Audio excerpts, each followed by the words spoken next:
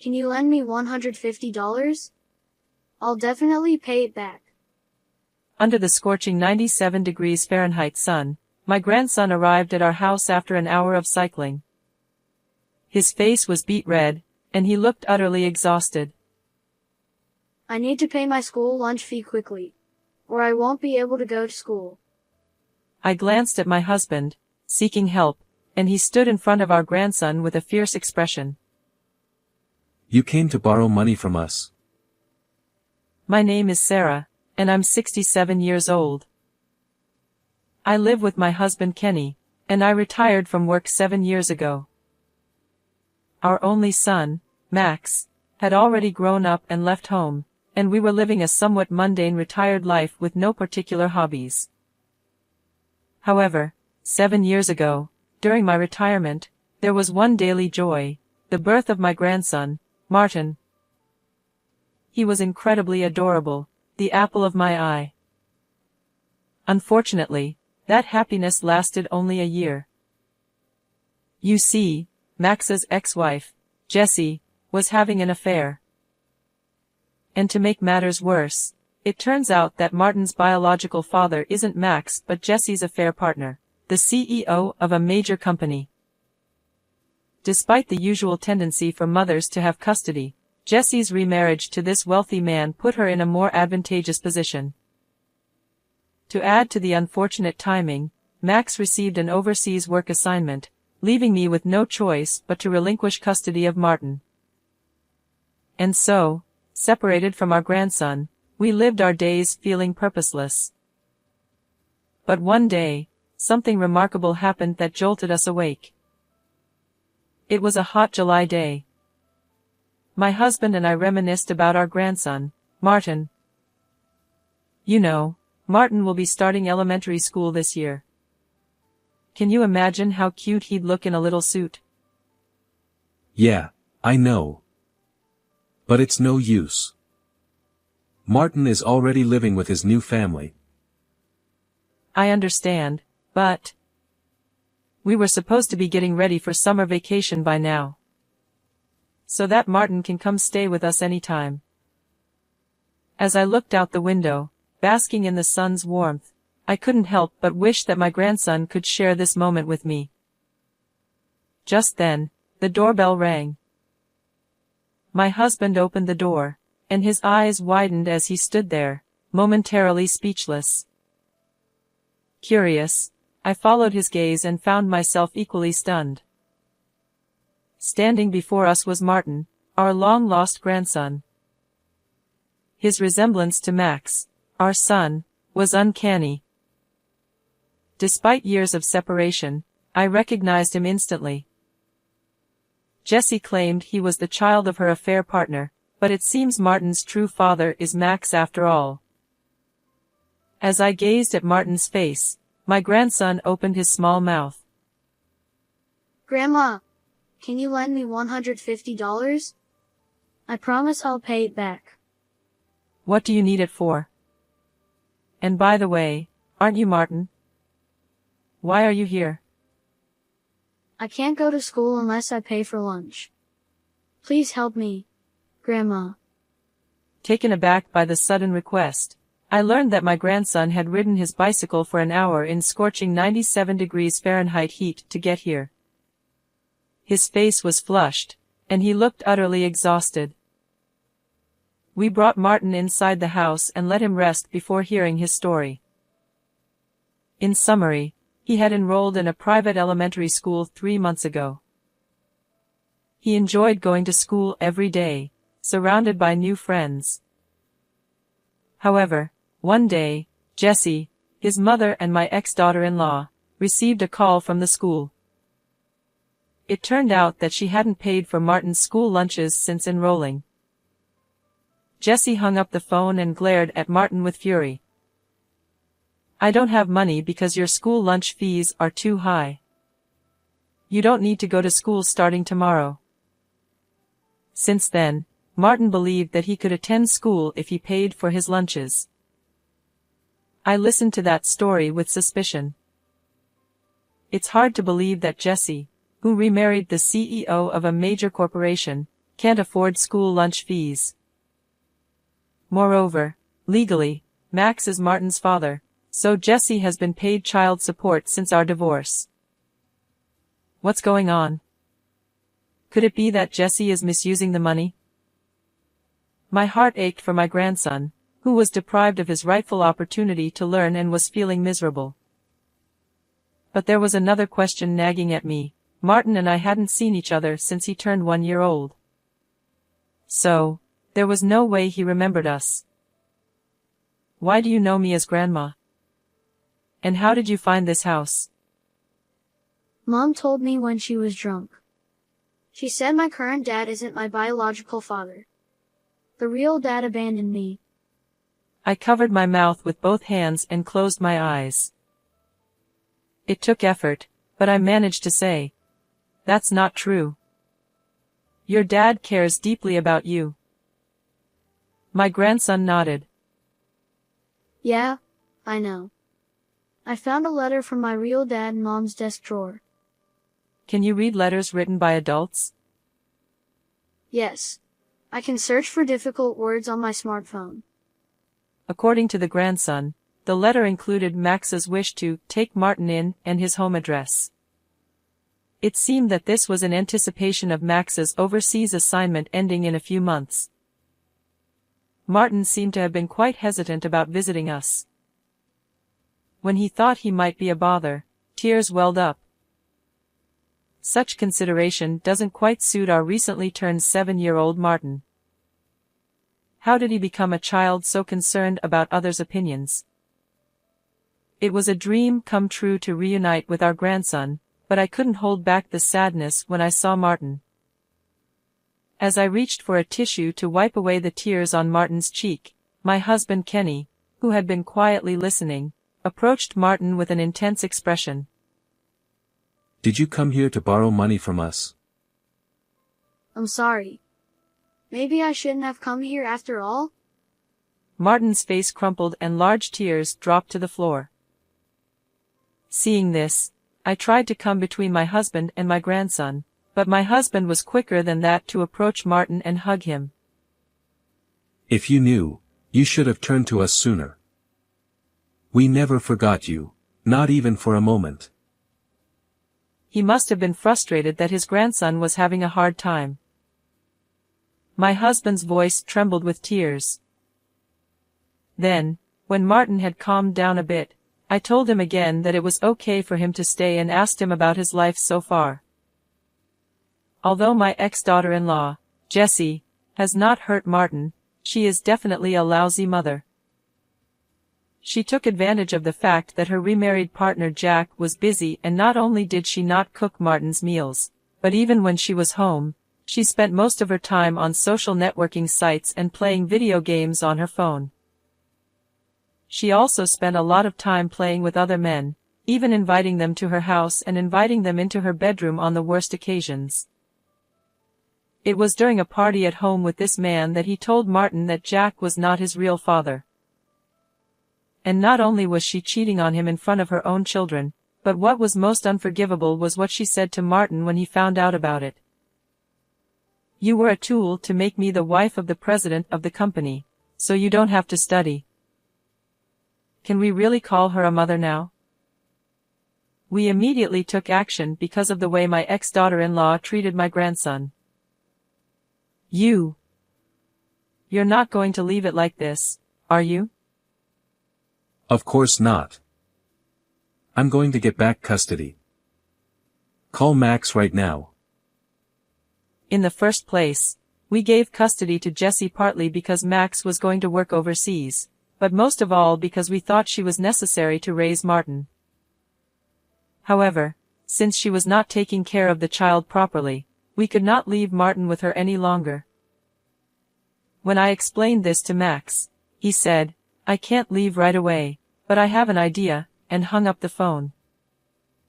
The next contact I made was with my ex-daughter-in-law, Jessie, who said, "I'm going to leave Martin with you for a while."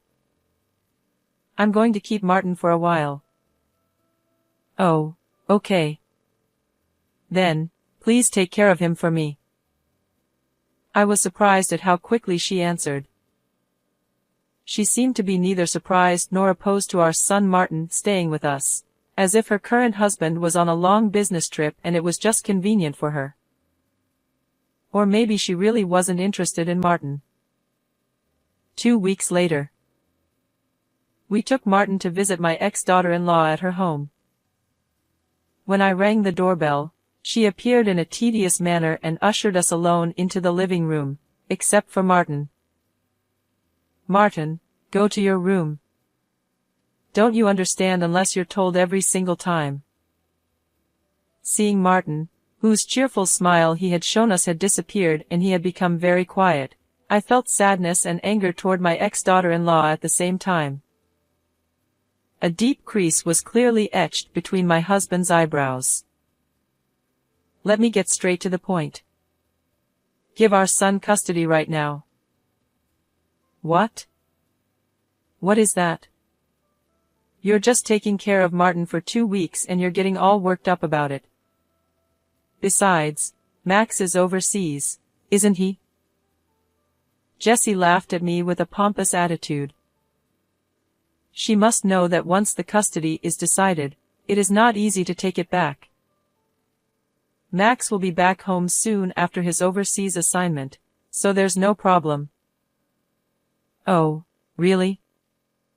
I'm the one who can afford it financially, and I'm the one who can make Martin happy, so the answer is obvious, right?"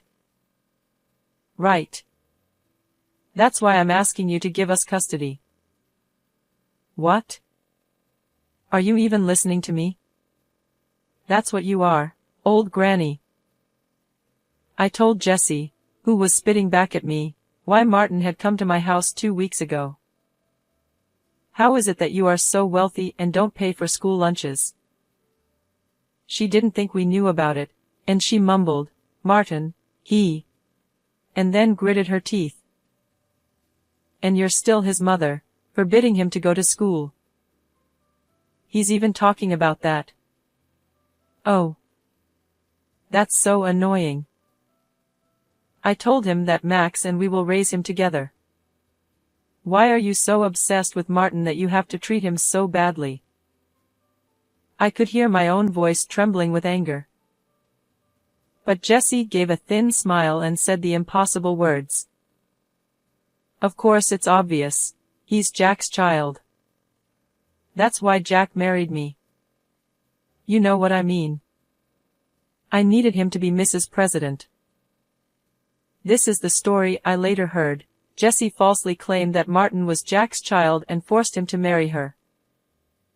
Jack himself had wanted a successor as president of the company, and he believed it and agreed to marry her. I knew how my ex-daughter-in-law felt about Martin, but I couldn't help but feel sorry for Martin when she put it into words. The only saving grace was that Martin was in his room and was not listening to Jessie. "You really do think of Martin as a tool, don't you?" "So what?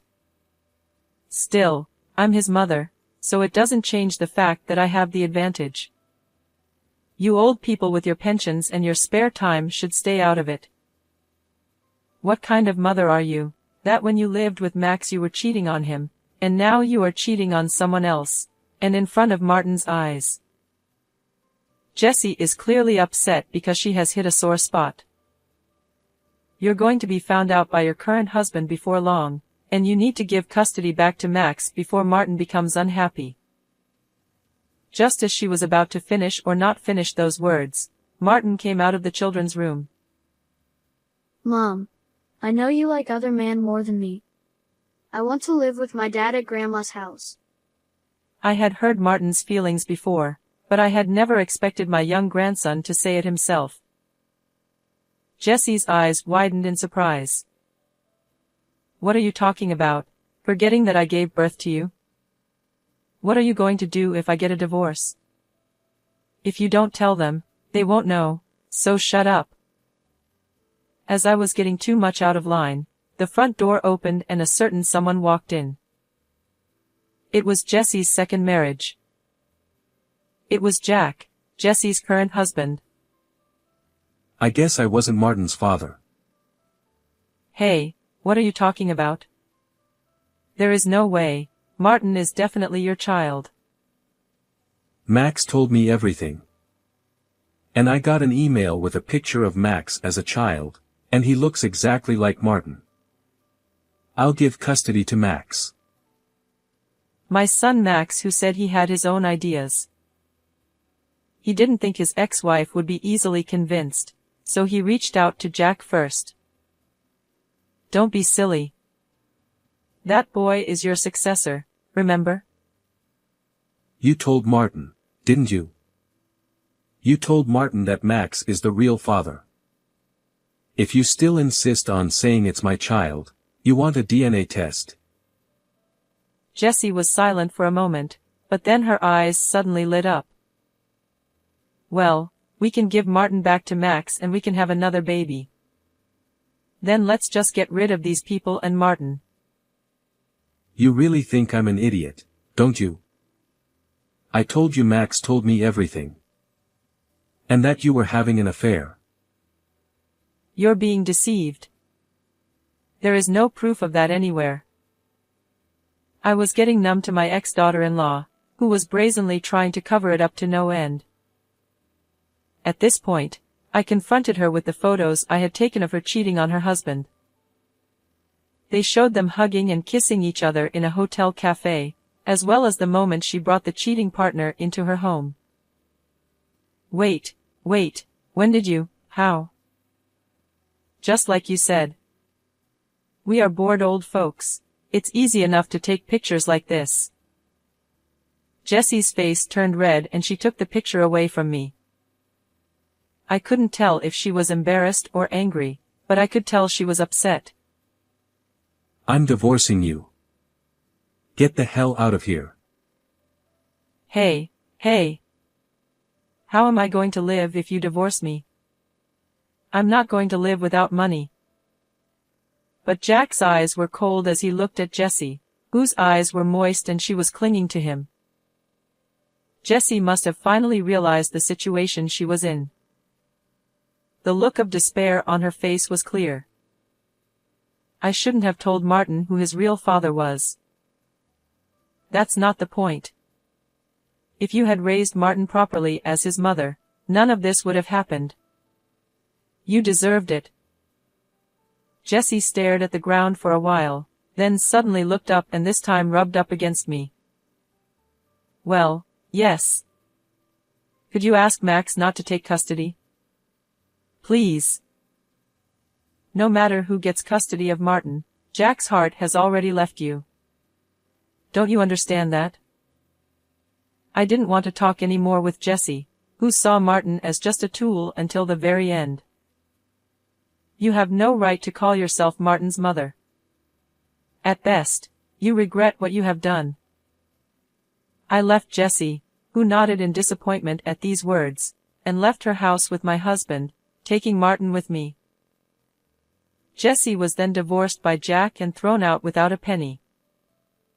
She then asked for $3 million in alimony for deceiving Martin that he was Jack's child and for cheating on him. Max also said he would charge $600 per month for child support until Martin was an adult. Once Jessie was dumped by Jack, none of her former lovers came around, and she had to start working at night to pay the alimony. After Max returned to Japan, custody of my grandson was safely returned to him. Every day I am happy to see Martin happily going to school and happily talking about the day's events. We will continue to live together as a family, watching Martin's growth by our side. What did you think of this story? Please subscribe to our channel. See you in the next video.